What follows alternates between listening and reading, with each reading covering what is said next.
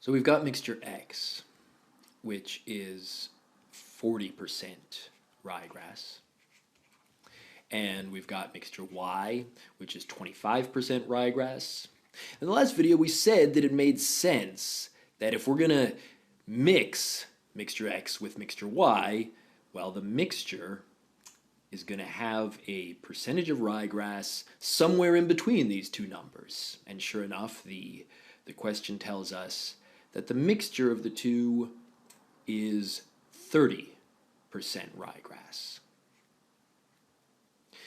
But we can actually take this logic a lot further than just saying it makes sense that we end up somewhere in the middle. In fact, we can actually solve this question fairly quickly just thinking in those terms.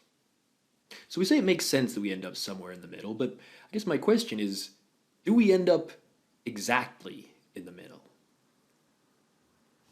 And we don't, right? Like the mixture is not right in between 40 and 25. We're 5 away from this 25, but we're 10 away from this 40. So that means our mixture is not right in between these two. And what scenario would the mixture be right in between these two numbers? I guess right in between would be what? 32 and a half, and then we'd be 7 and a half away here, 7 and a half away here. So I guess then they'd be contributing equally to that mixture, but that's not the case. So, well, let me ask you this. If our mixture is closer to mixture Y, our mixture resembles Y more than it does X, what does this mean? Is there more Y in here, or is there more X in here? There's got to be more Y, right? If our, like, think of an extreme case. If we mixed these two together and we ended up with 39% ryegrass, then it'd have to be almost all X, right? Or if it was 26% ryegrass, it'd have to be almost all Y. But we do end up a little bit closer to Y than to X, so we know that there's more Y in there. But let's take a look at your answer choices, and if we know that there's more Y in there, and the question's asking us what percentage of the mixture came from X, how many answer choices can be eliminated? Well, if there's more Y, X has to be less than 50%, right? So 2 answer choices are gone just looking at that.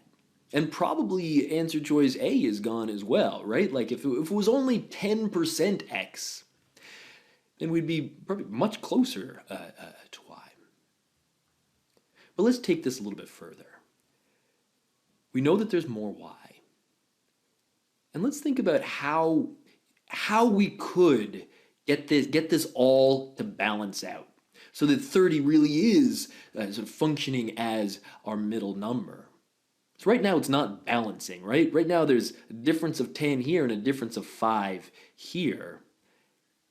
So, well, how many versions of this? How many versions of this 5 difference do we need to cancel with this 10 difference? We just need another one, right? And now it works. Now it's like the sum of the differences on the bottom is 10, and the sum of the differences on the top is also 10. So now it is canceling out. And this is actually, I'll make a series of videos going over how this worked with averages and how we can certainly use it with percentages.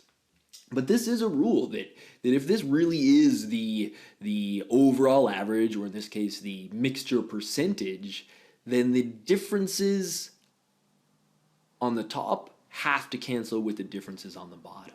Well, what does this mean in terms of our question? We said that there's more Y, and now we're seeing that we need 2 versions of this difference for every 1 version of this. In other words, we've just jumped right to our ratio, right? The ratio of X to Y. To get 2 versions of this, we're going to have to say put 2 pounds of Y for every 1 pound of X. We want to be really careful to make sure we get this in the right order. Do we get the right number on top? So what did we say? We said that there's more Y. We said the ratio is 1 to 2 or 2 to 1. And well, where does the 2 go? Well, there's more Y. It's going to have to go on the bottom, right? Like we said, we need 2 scoops or 2 pounds of y for every pound of x. So the ratio of x to y, well, y gets the 2 and x gets the 1. And what's the question asking us? The question's asking us what percentage of the mixture is x.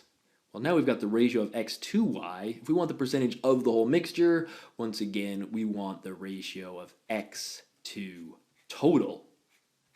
And if the part-to-part ratio is 1 to 2, then the part-to-whole ratio is going to be 1 to 3. And in percentage terms, that is 33%.